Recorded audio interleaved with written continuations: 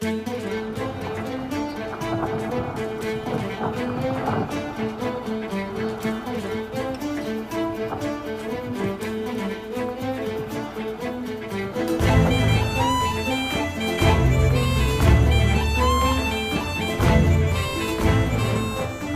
very much. Good afternoon and welcome. We begin our program this afternoon titled, Where Have All the Heroes Gone? During which we'll examine the lives of largely unknown past American heroes, each of whom in their own way changed the course of history. And this afternoon, we focus on the forgotten founder, Dr. Benjamin Rush of colonial Philadelphia, who led a most extraordinary life and contributed mightily to the American Revolution and to a new nation. Dr. Rush is what I call the other Benjamin, the other being Benjamin Franklin, who got all the fame, glory, and press clippings, so to speak. Dr. Rush was a compelling writer and lecturer, the nation's most famous, powerful, and controversial physician who knew his fellow founders as intimate friends, and all of them were his patients. His talents rivaled Franklin's, his opinions equaled Adams, and his facility with language approached Jefferson. He knew Washington, Franklin, Adams, and Jefferson well, because they all lived in Philadelphia at the same time. President John Adams wrote that Rush had contributed more to the American Revolution than Franklin. Mr. Washington, he wrote, would never have commanded our armies, nor Mr. Jefferson been the author of our Declaration of Independence without Rush's advice. And Jefferson, an extraordinary writing talent himself, wrote of Rush, I read with delight everything that comes from your pen. So who was this forgotten founder? Well, he was one of the 56 signers of the Declaration of Independence. He mentored Thomas Paine, the author of Common Sense. He was Washington's Surgeon General during the War for Independence. He saved countless lives of wounded colonial soldiers. He is considered the father of American medicine. And the American Psychiatric Association has declared him the father of American psychiatry. He authored a 4-volume text on medicine that was considered for decades the Bible of American medicine. He founded the College of Physicians, taught and trained over 3,000 medical students, established the Philadelphia Dispensary for Medical Relief for the Poor, which provided free medical care. He founded 2 colleges. At a time when slavery was common, he fiercely advocated for its abolition. He advocated for the humane treatment of the mentally ill and prisoners, and pioneered the therapeutic approach to addiction. In short, I think he might well be the most interesting man in the world. And in a lighthearted way to make my point, let me borrow from this television commercial.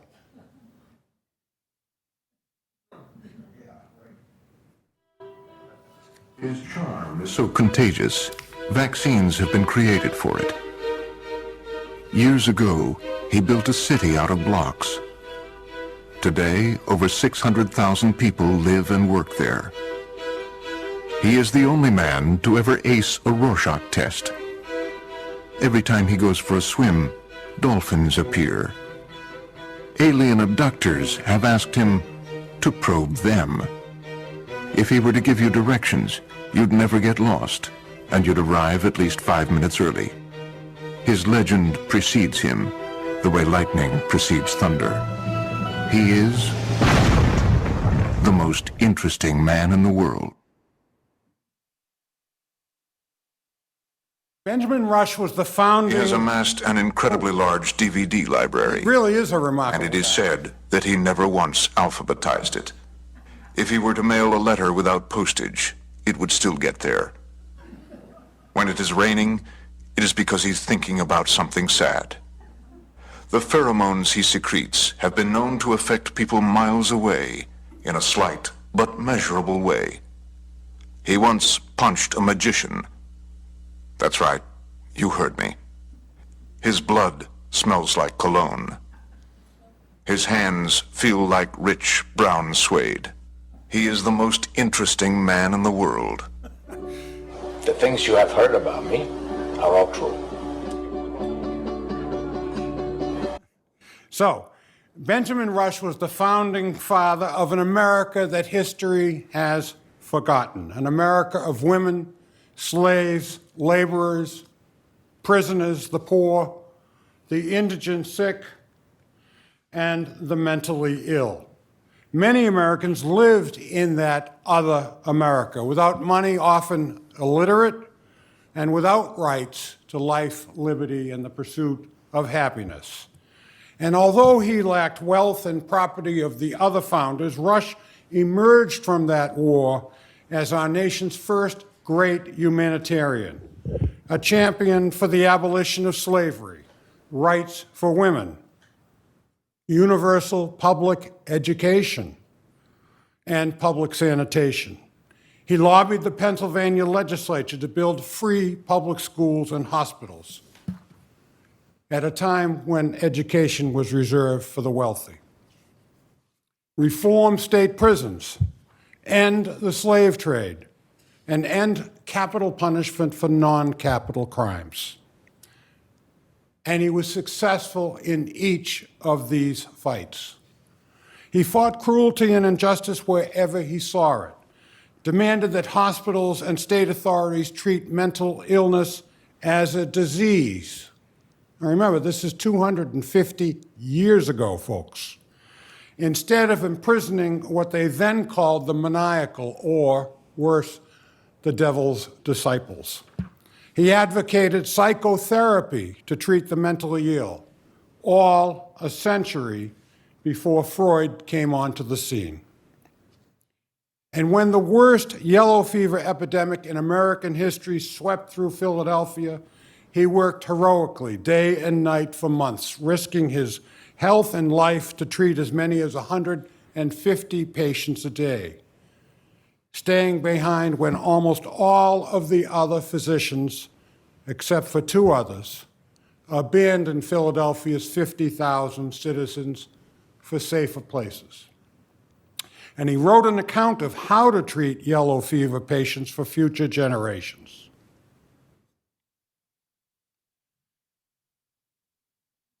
Dr. Rush changed the world of medicine and science in America, published hundreds of books and papers, many of which became the bedrock for American medical education, medical practice, and medical ethics for over a century after his death. And here is Dr. Rush's 4-volume treatise on medical treatment. But Rush alienated entrenched interests in the nation when he challenged traditional means of medical treatment.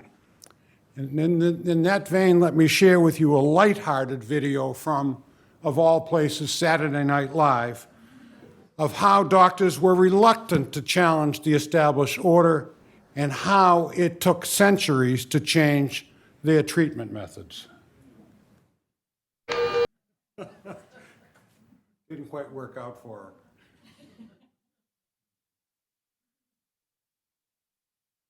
her.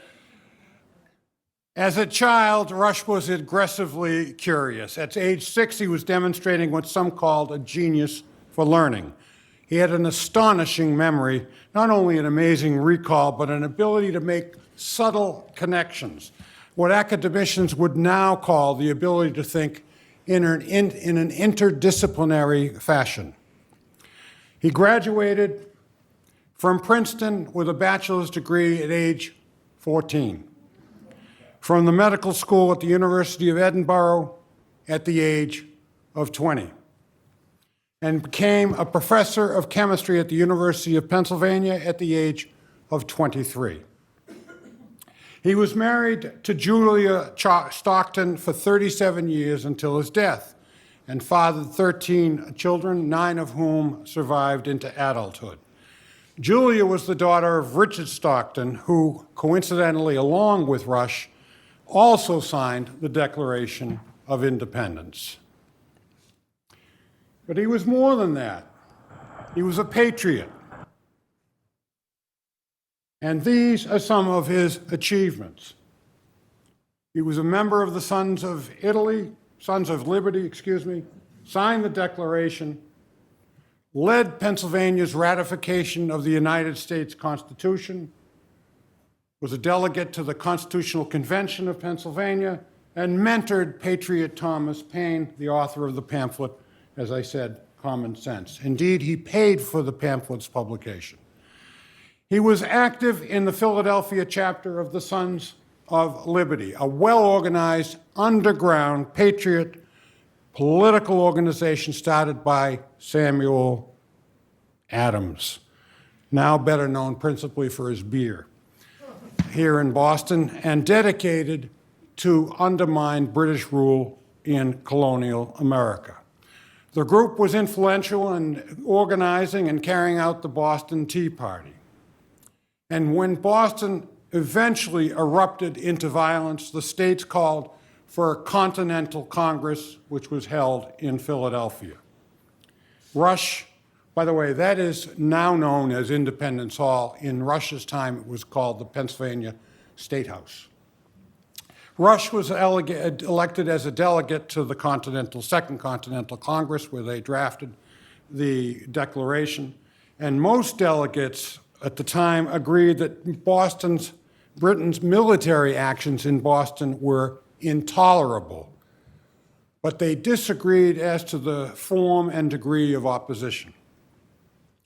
Remember that at the time, outside of independent and troublemaking New Englanders, especially Bostonians, most colonists were still loyal to the crown and had no interest in what was then called independency.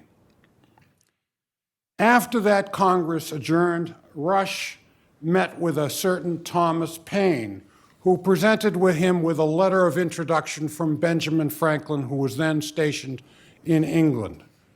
They talked about independence, and Rush put some thoughts down on paper, asked Paine to write a pamphlet on it. From time to time, Paine visited Dr. Rush at his home and read him every proposed chapter. And Paine came up with the title for the pamphlet, but it didn't really work. It was Dr. Rush who suggested the name Common Sense. Paine had no money, so it was Dr. Rush who took the pamphlet to a printer and paid for 120,000 copies. The pamphlet caused the debate over independence to fall into the general public's consciousness, not just some hotheads from Boston. We've always been known as hotheads by the rest of the country. Rush was thrilled and said it was read by public men, repeated in clubs, spouted in schools, and in one instance, delivered as a sermon by a preacher in a Connecticut church. And George Washington agreed. I find Common Sense is working a powerful change in the minds of men. The pamphlet helped shift the colonies towards the idea of independence. And several months later, the Continental Congress met again, this time to consider the resolution declaring their independence. And Rush was there at Independence Hall. And like all signatories, he pledged his life, fortune, and sacred honor to independence from England. Those of you who may have visited Philadelphia have probably been to Independence Hall. And that's the room in which the Declaration of Independence, which we celebrate its 250th anniversary in 2 months, 2.5 months, that's where the Declaration was signed. In doing so, Rush and the other signers knew that if they were captured by the British, they would be hung without a trial for treason. Rush later wrote of that experience in stark terms. Do you recall the pensive and awful silence which pervaded the House when we were called up one after the other to the table of the President of Congress to subscribe to what was believed by many at that time to be our death warrants? Today, we can only imagine how much courage those men possessed.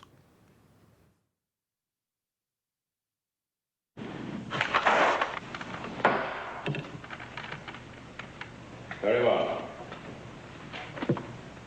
The Congress will now vote on Virginia's resolution on independence.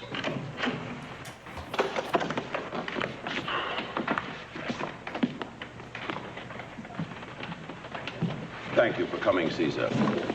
And God bless you, sir.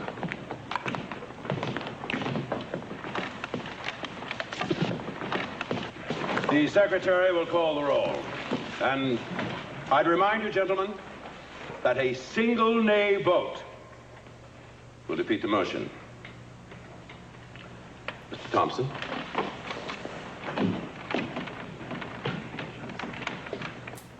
New Hampshire. New Hampshire says yea. New Hampshire says yea. Massachusetts. Massachusetts says yea. Massachusetts says yea. Rhode Island. Rhode Island says yea. Rhode Island says yea. Connecticut. Connecticut says yea. Connecticut says yea. New York. The Secretary of New York abstained. Ms. Curtis, ready? New York abstains. New Jersey. New Jersey says yea. New Jersey says yea. Pennsylvania. Mr. Secretary, Pennsylvania is not ready. Please come back to us later. Pennsylvania passes. Continue. Just a moment. Delaware. Delaware, by majority vote, Aye. says yea.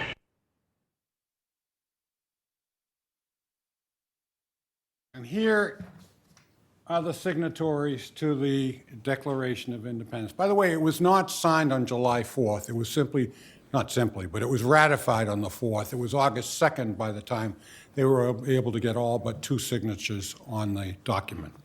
And here is Dr. Rush's signature on the Declaration of Independence. In just a second. There it is. If you'll notice, here's Hancock right up there from Massachusetts, and Rush is to the immediate right. He's obviously one of the first people in line. And if you'll notice, who's below Benjamin Rush but Benjamin Franklin's name?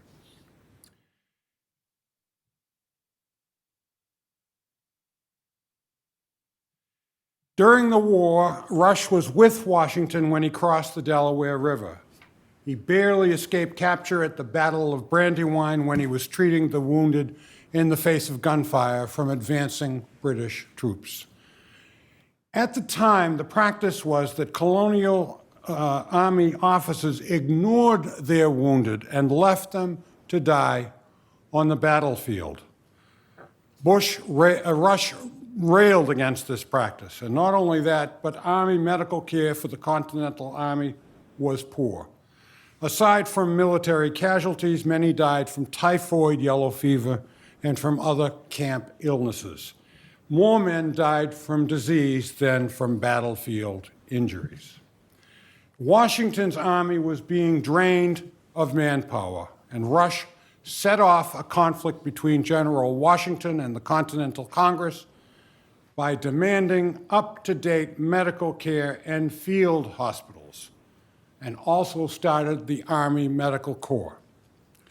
Washington appointed him Surgeon General, and Rush promptly laid out a plan that recommended what soldiers should do to improve their health. Now, much of Rush's advice would seem obvious to us today, but in 1777, it was startling news to colonial soldiers that they should wash their hands and face every day, and their whole bodies several times a week. They should change their clothes more often, especially their socks, drink less alcohol, eat more vegetables, and change the hay that they slept on. He also insisted that soldiers keep the area around their tents clear of animal waste and filth of any kind. And to this end, he issued an order entitled Directions for Preserving the Health of Soldiers, seen here, which became one of the foundations of preventative military medicine.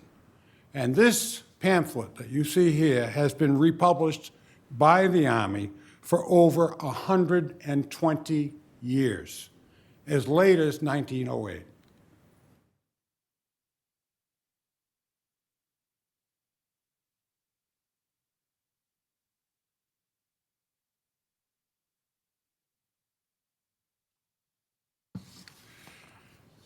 Dr. Rush founded the Philadelphia Dispensary for the Poor, the first of its kind in our country.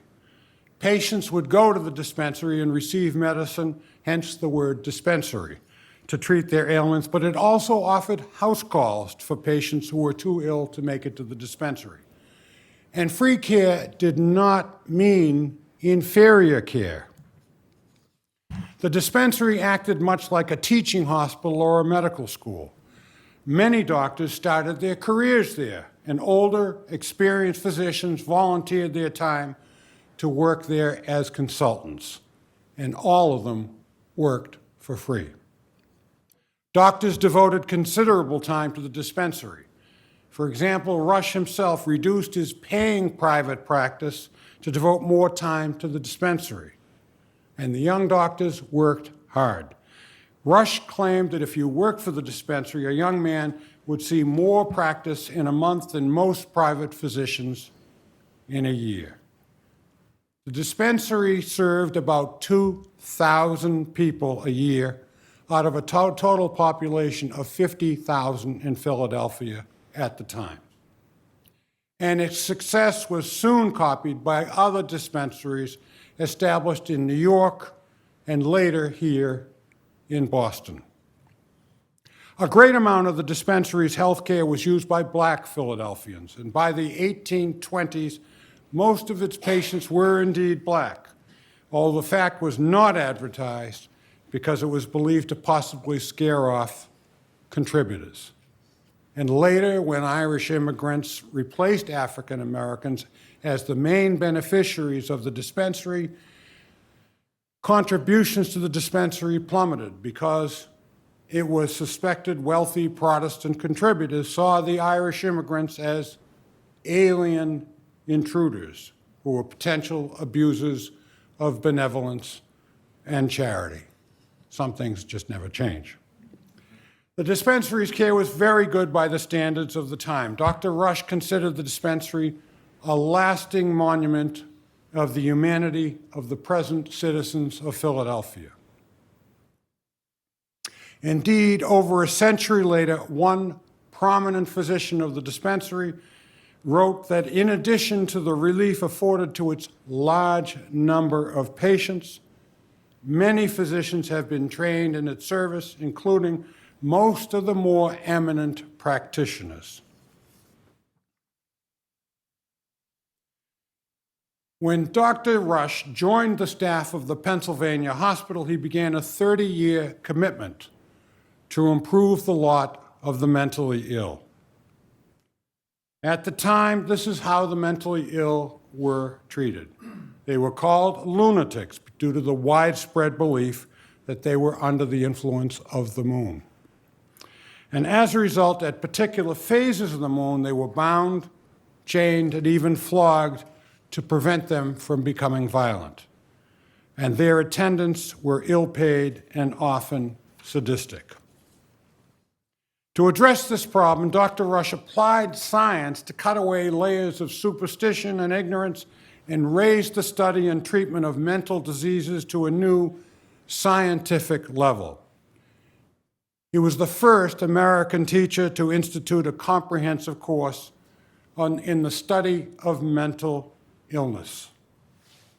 And he wrote the first general treatise on psychiatry in America, so influential that it remained the only American work of its kind for 70 years after its publication. And here is his book. Of course, it's bound in the 21st century style. But if you just take a look at that and pass it around, and then someone again, maybe return.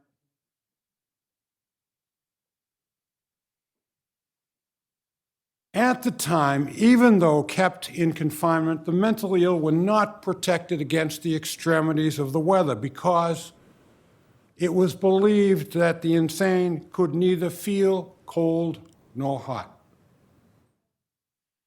Their cells lacked heating and ventilation. They were damp in the winter and too hot in the summer. And Rush found the smell of them both offensive and unwholesome. Patients died of tuberculosis. Rush changed all that. He advocated for the installation of 2 warm and 2 cold baths together with an adequate water system, instituted a system of work for able-bodied patients, spinning, sewing, weaving, churning, working in a garden, or cutting wood. The idea of incorporating occupational therapy into the treatment of the mentally ill was a startlingly novel idea. He also advocated for a hospital rule that mentally ill patients be treated with kindness. He insisted that cells and prisoners be kept neat and clean, that the patients be treated with respect, and insisted that doctors be at all times honest with their patients. And he stressed the value of little acts of kindness towards patients, such as presents of fruit or sweet cakes at regular intervals, and recommended that attendants be well qualified as a friend and companion whose business it shall be to attend to them. And all of Dr. Rush's recommendations were implemented. But he didn't stop there. He proposed sweeping and unheard of reforms for the time, erecting separate buildings to house dangerous patients, separating the sexes, introducing exercise and games, hiring men and women to read to the patients, and giving the patients beds and mattresses. His 30-year observations and treatment of the mentally ill resulted in that book that is being passed around now, entitled Medical Inquiries and Observations upon the Diseases of the Mind. First general treatise of its kind on the subject and the only one of its kind for the next 70 years. It was hailed as a classic upon its publication, both here and abroad, and for decades remained a primary textbook for American students of mental illness. In fact, his, meaning Dr. Rush's, influence was so profound that the American Psychiatric Association seal bears Dr. Rush's profile at its center. In honoring him, the association considered him the father of American psychiatry.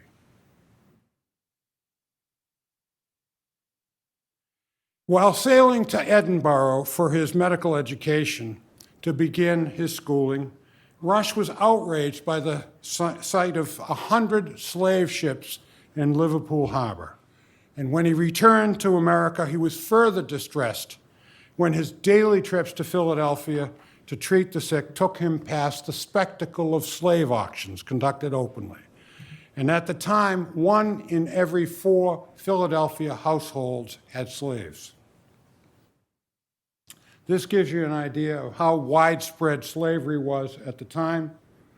In 1790, which was the first census required every 10 years, according to the United States Constitution, we had 3,700 or more slaves in Philadelphia, and 20 years later, there were only 795, as you can see. And then by the beginning of the Civil War, there were none. He authored an inflammatory pamphlet in which he assailed the slave trade, as well as the entire institution of slavery. He argued that blacks were not, by nature, intellectually or morally inferior. His arguments were written forcefully, humanely, and in a concise, compelling fashion. His pamphlet quickly sold out. Rush thought that the first step to abolish slavery was to outlaw slave importation. And he succeeded in persuading the Pennsylvania legislature to enact a heavy tax on the sale of every slave, the effect of which was to bring the importation of slaves into Pennsylvania to almost a complete stop. But beyond writing against slavery, Dr. Rush also contributed a lot of money to a black minister to start the first African church in America. And that minister later said in his own biography, "Dr. Rush did much for us in public. By his influence, I hope the name of Dr. Rush will never be forgotten among us. He was the first gentleman who espoused the cause of the oppressed and aided us in building the house of the Lord for the poor Africans to worship in." Dr. Rush also pioneered a therapeutic, not punitive, approach to addiction. In his day, drunkenness was viewed as being sinful, but Rush saw alcoholism as a medical disease. He was appalled at the toll that alcoholism inflicted on society: poverty, violence, human degradation, and he emerged as the first American physician to call for temperance. He wrote a tract entitled "Sermons to Gentlemen Upon Temperance and Exercise." He saw chronic alcoholism as a disease rather than willful behavior. And in that vein, he was 200 years ahead of his time, warning that alcohol impairs the memory, debilitates the understanding, and perverts the moral faculties. It produces falsehood, fraud, theft, uncleanliness, and murder, poverty and misery, crimes, disease, and death. And I can tell you from my personal experience, 15 years as a trial judge, 90% of our criminal defendants were either drug or alcohol addicted. 90%. And the other remaining 10% probably needed to be on some sort of medication. And Rush's works sparked the founding of the American temperance movement. So it wasn't just Bill W. in the 1930s who started AA. In the 19th century, we had the Washingtonian movement, which was a precursor to Alcoholics Anonymous. And Rush was the thought leader in this whole movement. But as they say on TV, that's not all. And he also founded Dickinson College in Pennsylvania, and with 10 other people helped found Franklin College, which he named after his friend Benjamin Franklin. The college is now called Franklin and Marshall, and some of your children have gone to it, or nieces and nephews.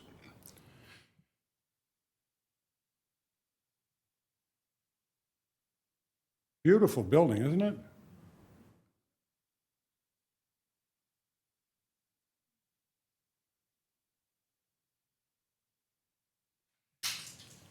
Rush proposed a new model of education for the well-to-do women that included teaching English, music, philosophy, the sciences, bookkeeping, history, poetry, and religious writings. And he saw the new republic as needing virtuous women to instruct children in patriotism and the blessings of liberty. And to this end, he founded the first women's institution of higher education in Philadelphia.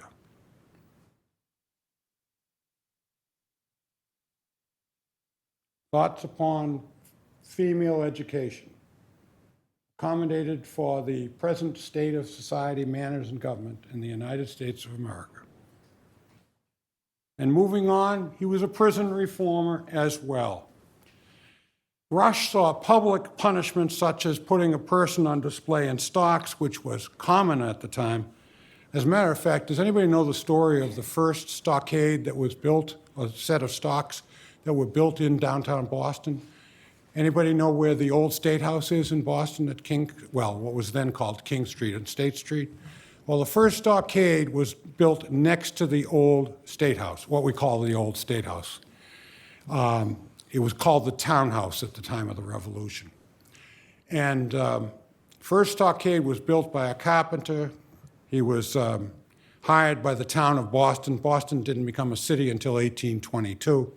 At the time, obviously, at the Revolution, he built the stockade, but he made the fatal mistake of overbuilding the town of Boston, and so the town put him in the stockade as an example. He saw the stockade as counterproductive. Instead, he proposed private confinement, labor, solitude, and instruction for criminals. He opposed the death penalty, and his opposition to capital punishment convinced the Pennsylvania legislature to abolish the death penalty for all crimes except for capital offenses, for first-degree murder. He also led the state of Pennsylvania, or I should say the Commonwealth of Pennsylvania, to establish the first state prison, seen here, which was seen by other states as a model and institution and copied. By the way, I gave this lecture last week or the week before. I've given it a number of times. And a woman came up to me or asked a question thereafter, and she said, I think I've been to that. I said, really? It's 240 years old. And she said, no, it's open to tourists there. I was in Philadelphia a couple of years ago, and I took a tour of that. She said, I'm certain it is. And so I researched it, and son of a gun, she was right. The building actually was built in 1822, and until 1971 was used as a penitentiary. And now it's a tourist trap or tourist place. And how is Dr. Rush connected to the Lewis and Clark expedition, you say? Well, when President Jefferson authorized the Lewis and Clark expedition, he directed Meriwether Lewis to confer with Dr. Rush, who taught him about frontier illnesses. Now, how he knew about it is I can only guess. I don't know. Rush gave Lewis a medical kit which included various medicines, including 50 dozen of Dr. Rush's bilious pills, laxatives containing more than 50% mercury, colloquially known at the time as thunderclappers. By the way, I have to diverge for a moment. One of the things about Abraham Lincoln, I'm a Lincoln guy, and one of the things I found out about Lincoln is that he was constipated a great deal and resorted to these thunderclappers regularly. Apparently, it wasn't that uncommon. Now, because the men were going to be eating a meat-rich diet and lacked clean drinking water, they used those mercury pills frequently. And ultimately, because of the high mercury content, archaeologists have been able to track the expedition's actual route to the Pacific. And a few words from Adams and Jefferson. Adams once said of Rush, as a man of science, letters, taste, sense, philosophy, patriotism, religion, morality, merit, usefulness, taken all together, Rush has no equal in America, nor in the world. And that was Adams, who was kind of egotistical himself. No, not the kind of, he was. And Jefferson likewise wrote of him, boy, wouldn't you like this to be said of you? There is no better man than Rush, more benevolent, more learned, of finer genius, or more honest. Dr. Benjamin Rush was the forgotten founder, and indeed one of the most interesting men in the world. Thank you very much.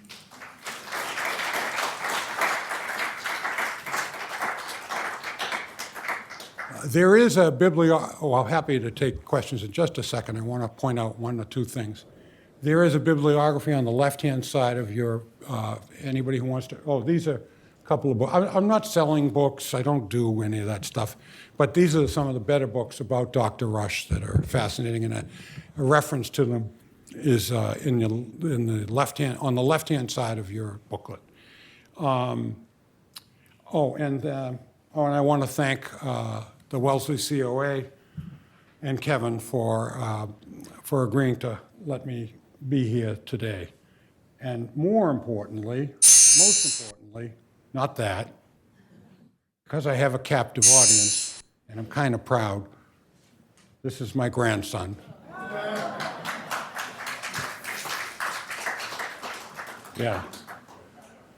And this is him now. He's 9.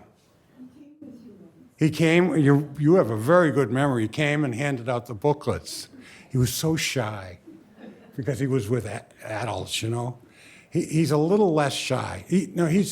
Once you get him talking, oh yeah, I mean, if you ask him about space shuttles and going to Mars, oh my God, he's met astronauts and everything, and whatever.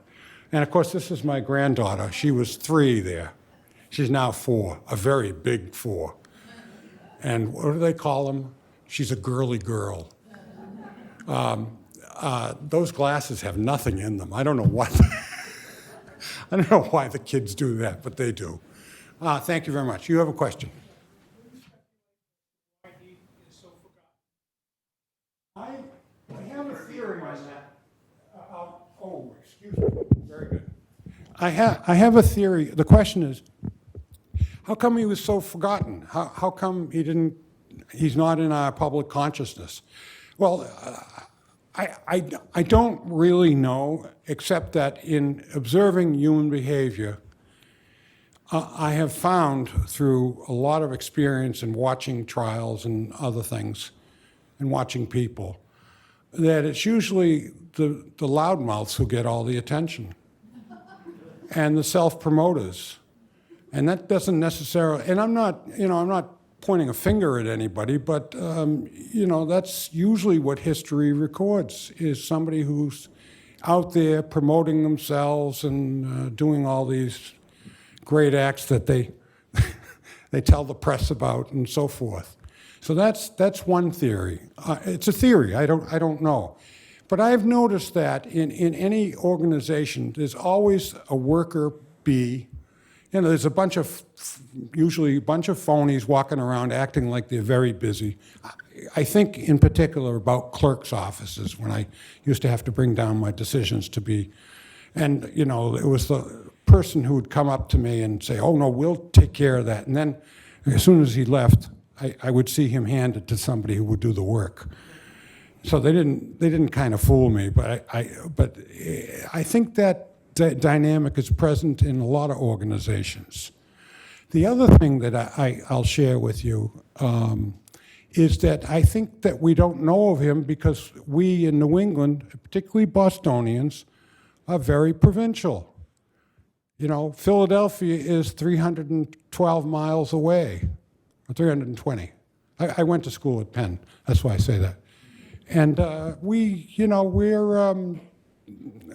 we're very proud of the people who started the revolution here. Don't worry about it. It can happen to anybody. Don't worry about it. It's all right. Well, it's obviously very important. Don't worry about it. Wait a second. Hold on. Yeah, go ahead.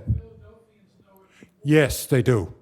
The question is, do Philadelphians know of Dr. Rush? And I was approached at the Sharon Library by a fellow from Philadelphia, and he said, you know, we had to learn about Dr. Rush in elementary school. Now, we don't have any courses on Dr. Rush up here. I mean, how many have ever heard of him? Oh, great. Okay, at least you've heard of him. And Doctor, did you have a question? Yeah, clearly he was brilliant and a hero, but did he ever get away? No, he didn't. And that's obviously, you asked the seminal question. He believed in aggressive bloodletting, and Theodoric of York is not too far from the truth, and trained a lot of young people, young doctors, in bloodletting. You know, what can I say?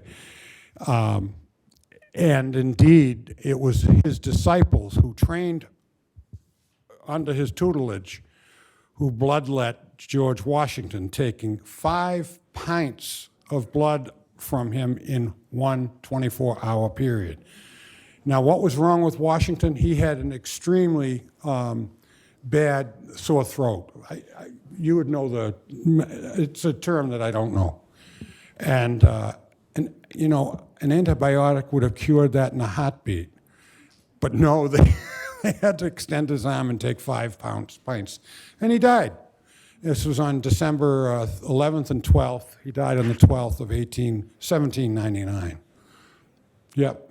So, yeah. So in a sense, it was his disciples that killed Washington.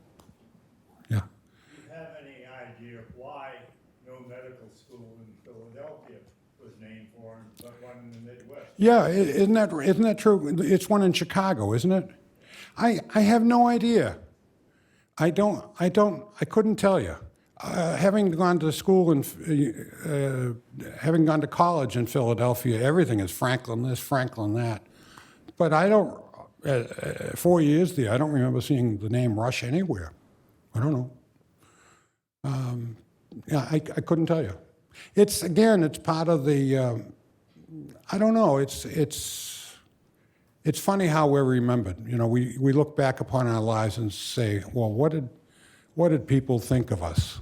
What did we do that made things a little better for other people? And he could rest on his deathbed and say, and he probably was so humble, he probably didn't even say, because I look at some of these things and I say, geez, I'd just take founding one college, never mind 2, never mind the temperance advocate, never mind the therapeutic approach to addiction, never mind the school public education for women, or the dispensary for the poor, or the advocacy of the end of slavery. Just give me one of those things, and I'll take it. There was another question? Yes, sir. How long did he live? 67. He lived, I'm sorry. So he died at 57? No, 67. Yeah. Did he stay in politics in his later years? No, he never ran for public office, but you know, in those days, don't forget, Philadelphia was a town. You know, we think of it as a big city now, and like New York, Philly, and D.C., and L.A. and all that. But everybody knew everybody in those places. So too in Boston. I mean, we only had 10,000 people who lived, 7,500 people who lived in Boston, in the town of Boston during the Revolution. And then it dwindled down to about 2,500 after all the Loyalists left after 1775, or Evacuation Day, 76. Yeah. Yes, sir. As you look at his family, is there anything with the family that would tell you why this extraordinary man came to be? I don't know. I wish I did. I can't tell you. I can't tell you, but I give a lecture on Lincoln. It's called Lincoln, Life, Leadership, and the Law. And I see his life as akin to Lincoln. Lincoln had this intense intellectual curiosity that he had to, he was not publicly educated. I think he said his entire public education consisted of about 9 months because he had to work on the farm with his father, Thomas. But he was aggressively intellectually curious. And so when he went into, Lincoln, I can say this as Lincoln, but I can't say it as to Rush. Lincoln, had to know how everything worked. For example, he was not well read in military tactics, but seven states had seceded from the Confederacy before he even took office on March 4th of 1861. So what does he do as the newly sworn commander-in-chief?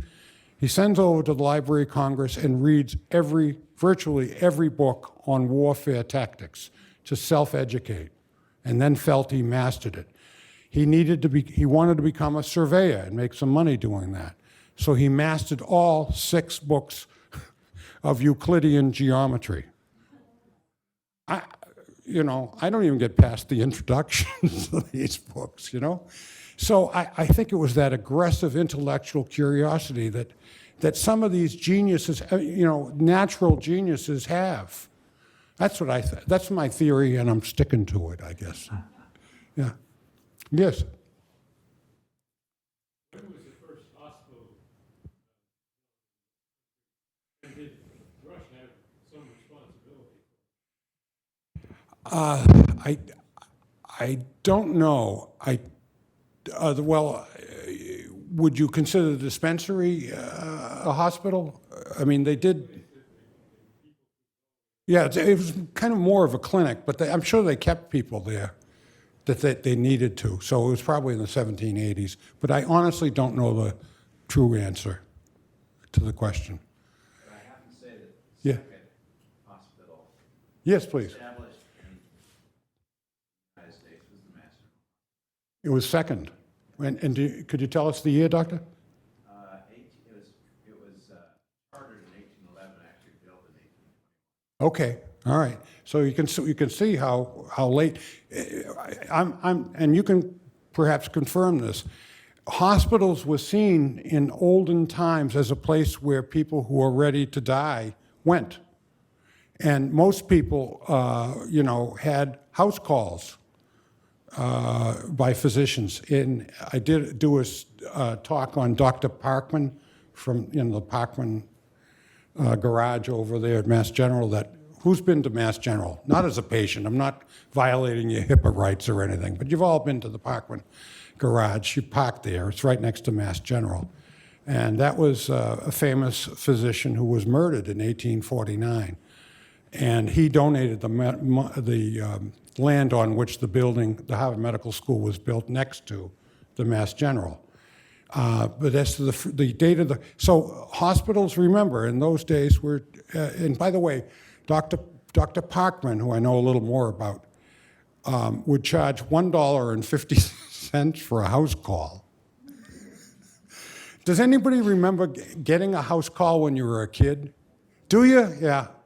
I think my sisters, I don't think I ever had a house call, but I know my sisters had 1 or 2 or something like that. It was kind of a nice thing, but you'd wait for hours for the doctor with great anticipation. Yeah. Yes, sir. Point about that. Uh-huh. Uh-huh.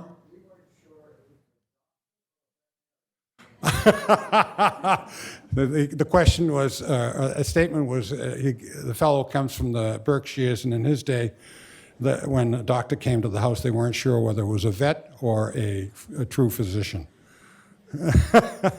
How things have changed, huh? I see these ads on TV. They're endless.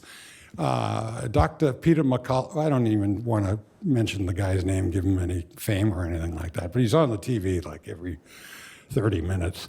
And he's now selling a package, a box of pills for you that you don't even, I don't even think ivermectin and Augmentin, and there's a bunch of pills that they just sell you now. It's like it's like a boxed lunch. Have you seen that ad on TV? Yeah. And I don't even think you need to see a doctor. They just give them out or something. I don't know. I haven't followed up on it. So you call and then they send it to you? No, you pay for it. Uh-huh. Oh, and then you call into the doctor? You say, well, Take this or take that. Interesting. But they're giving you drugs without, prescription drugs without a script. Okay, never mind. I'm not a judge anymore. I don't have to worry about this stuff. Yes?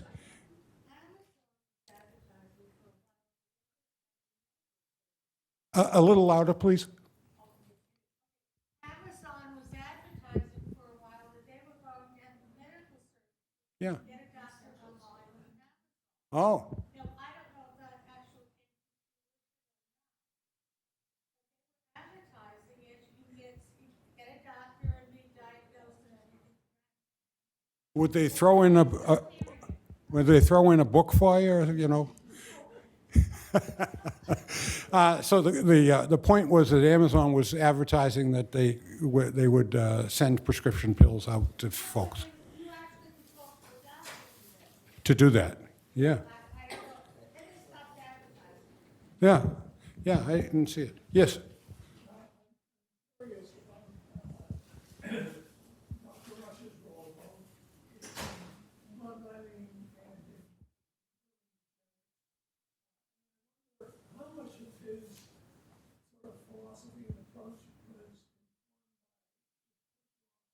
Oh, yeah, I think. Well, it was a combination. No, you're right. He used the scientific method, you know, really started by Galileo 250 years earlier. Applied the scientific method, observation, what is it, experimentation, observation, conclusions. Dr. Solito would know better than I. But I never went to, you know, sciences or anything like that. But you're right, that's what it was. It was personal observation and conclusions drawn from, oh, that worked for this. Let's try it again. Let's try it again. Well, I'm happy to answer any questions if you're a little shy and you want to answer. You want me to talk and try to answer something. So I thank you once again, and.